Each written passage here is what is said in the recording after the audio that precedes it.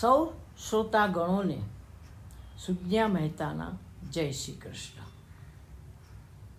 આજે આપણે અધ્યાય 10 વિભૂતિ યોગમાં આવતી ગીતાની ભગવત્તા વિશે જાણીશું. તે પહેલાં અધ્યાય 10 તેમાં રહેલા વિષયોની સારાંશ જાણી લઈએ.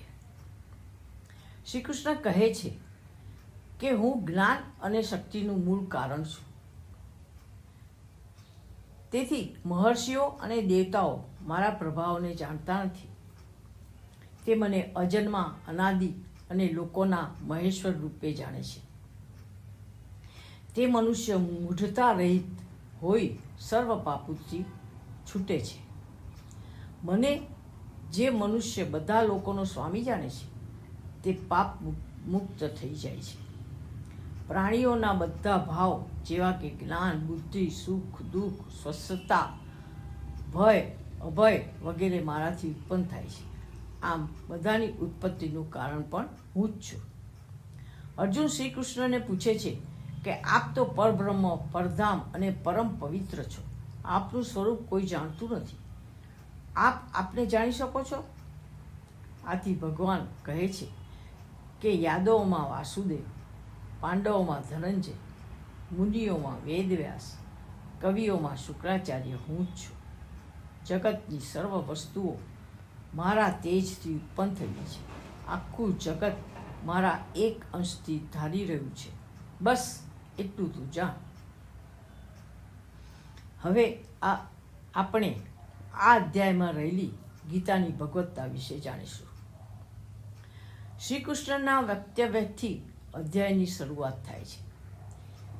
તેઓ અર્જુનને કહે છે કે તું મારા ઉપર અતિ પ્રેમ રાખવાવાળો છે, એટલે તારા હિતનો વિચાર કરીને હું તને મારું પરમ વચન કહું છું. પરમ વચન એટલે કે એવું વચન કે જેના સત્ય અસત્યની તપાસ ન કરી શકાય. તે આ બંનેથી ઉપર છે. મારી ઉત્પત્તિને નથી દેવો જાણતા કે નથી મહર્ષિઓ જાણતા, તો હું તો તેમનું પણ અધિકરણ છું. તો પછી પરમાત્માની ઉત્પત્તિ વિશે આપણને ક્યાંથી કોઈ ભાળ મળે? જુદી જુદી લીલાથી પ્રકટ થતા મારા અસ્તિત્વને જાણવા કોઈ સમર્થ નથી. આપણે સૌ વિરાટની લીલામાં સામેલ થયેલા છીએ. જો આટલું સમજીને આપણે જીવીએ તો આપણે સુખ દુઃખ, સફળતા નિષ્ફળતા એ બધાને રમત ગણીને આનંદથી રહી શકીએ. અર્જુન શ્રી કૃષ્ણને કહે છે કે હે ભૂતોના ઈશ્વર, દેવાદિદેવ, સ્વામી અને પુરુષોત્તમ, આપ જ સ્વયં આપને જાણો છો. તેથી આપની દિવ્ય વિભૂતિઓ જે સ્વર્ગલોકમાં વ્યાપીને રહેલ છે તેને કહેવા માટે આપ જ સમર્થ છો. તો પછી હે યોગેશ્વર, આપ હવે મને કહો કે કયે પ્રકારે તમારું ચિંતન કરવાથી હું તમને જાણી શકું, અને આપ કયા કયા ભાવે ચિંતન કરવા યોગ્ય છો. તેથી આપ આપની યોગ શક્તિઓને, વિભૂતિઓને મને વિસ્તારપૂર્વક કહો, કારણ કે આપની અમૃતમય વાણી સાંભળવા હું ઝંખું છું.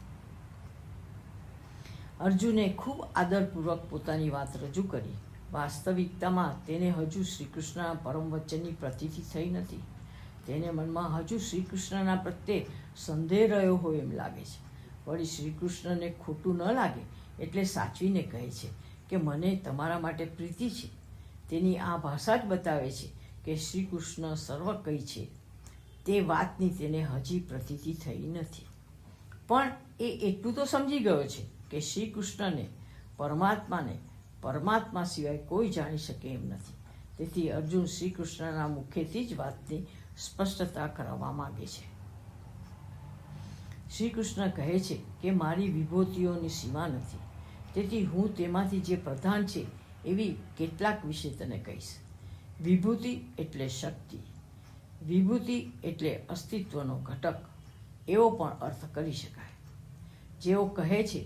તેઓ કહે છે કે સંપૂર્ણ ભૂતોનો આદિ, મધ્ય અને અંત હું જ છું.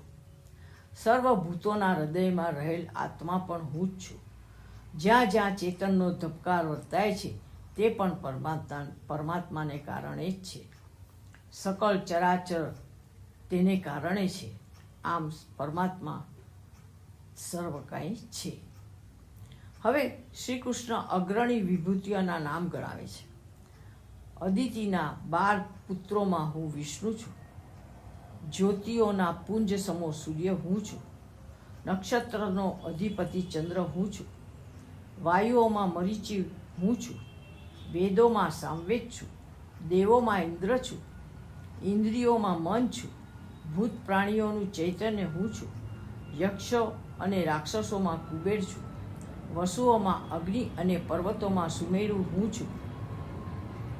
ગુરુઓમાં બૃહસ્પતિ, સેનાપતિઓમાં સ્કંદ, જળાશયોમાં સમુદ્ર, મહર્ષિઓમાં ભૃગુ, શબ્દોમાં એકાક્ષરી ઓમકાર, યજ્ઞોમાં જપ યજ્ઞ, અચર જગતમાં હિમાલય, વૃક્ષોમાં પીપળો, ઘોડાઓમાં ઉચ્ચશ્રવા, હાથીઓમાં ઐરાવત, પશુઓમાં મૃગરાજ સિંહ, પક્ષીઓમાં ગરુડ, નાગોમાં શેષનાગ, સર્પોમાં વાસુકી, શાસ્ત્રોમાં વજ્ર, જલચરોમાં શસ્ત્રોમાં વજ્ર, જલચરોમાં અધિપતિ વરુણ, મનુષ્યોમાં રાજા, સિદ્ધોમાં કપિલ, ઋષિઓમાં નારદ, કવિઓમાં શુક્રાચાર્ય, છંદોમાં ગાયત્રી, મહિનાઓમાં માર્ગશીર્ષ, ઋતુઓમાં વસંત, સમાસોમાં દ્વંદ્વ, સંતાનોક્તિમાં કામદેવ, દૈત્યોમાં પ્રહલાદ, કાળની ગણનામાં સમય, નદીઓમાં ગંગા, પાંડવોમાં ધનંજય, મુનિઓમાં વ્યાસ, છલ કરનારાઓમાં દ્યુત, સર્વનું ધારણ પોષણ કરવાવાળો પણ હું જ છું. હું મૃત્યુ, ઉત્પત્તિનો હેતુ, દંડ, દમન, નીતિ, મૌન અને તત્વજ્ઞાન પણ હું જ છું. અર્જુનને આ બધી વિભૂતિઓ વિશે કહેવાનું તાત્પર્ય એ છે કે અસ્તિત્વમાં જ્યાં જ્યાં માનવીની નજર પડે છે ત્યાં પરમાત્મા વસેલો છે. પરમાત્મામાં કે સૃષ્ટિમાં એવું સ્થળ નથી કે જ્યાં પરમાત્મા ન હોય. જો માનવી અસ્તિત્વમાં પરમાત્માને જુએ તો પછી તેને પરમાત્મા શોધવા બીજે ક્યાંય જવું ન પડે. વાતનું તાત્પર્ય એ છે કે વ્યક્ત, અવ્યક્ત, સ્થૂળ, સૂક્ષ્મ, સારું, નરસું એ સર્વ પરમાત્માની અંતર્ગત છે. અહીં હું શબ્દ પરમાત્માનો વાચક શબ્દ છે. બાકી પરમાત્મા અજ્ઞેય, અજ્ઞાત, અવ્યક્ત, અસીમ, સર્વોપરી છે. તેને જોઈ કે જાણી ન શકાય, તેને જીવી શકાય. પરમાત્મા એ પરમ ભાવ છે જેનાથી જીવન હર્યુંભર્યું બની રહે અને મોત પણ મીઠું લાગે. અંતમાં શ્રી કૃષ્ણ કહે છે કે સર્વભૂતોની ઉત્પત્તિનો કારણ હું છું.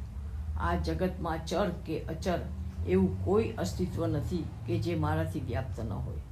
મારી વિભૂતિઓને સંક્ષેપમાં અર્જુનને જણાવી છે. ટૂંકમાં જે ઐશ્વર્યયુક્ત છે, ક્રાંતિપૂર્ણ છે, શક્તિમાં છે તે સર્વ મારા સામર્થ્યના એક અંશની અભિવ્યક્તિ માત્ર છે. અસ્તિત્વ વિરાટ છે, અસીમ છે. તેને સીમાઓમાં બાંધીને કેવી રીતે બતાવી શકાય? જેને સીમામાં સમાવી શકાય તેને ઈશ્વર કેમ કહેવાય? પરમાત્મા એક અપૂર્વ આનંદની અનુભૂતિ છે. તેનો અણસાર આવી શકે પણ તેને વાણીમાં ગૂંથી ન શકાય. શ્રી કૃષ્ણ કહે છે કે તું કેટલું જાણીશ? તું પરમાત્માને જોવા કે જાણવાની વાત જતી કર અને ઝૂકીને તેનો સ્વીકાર કરી લે. સ્વીકાર કરવા જેવું કોઈ સમર્પણ નથી અને સમર્પણ જેવો કોઈ આનંદ નથી. ઓમ તત્સત.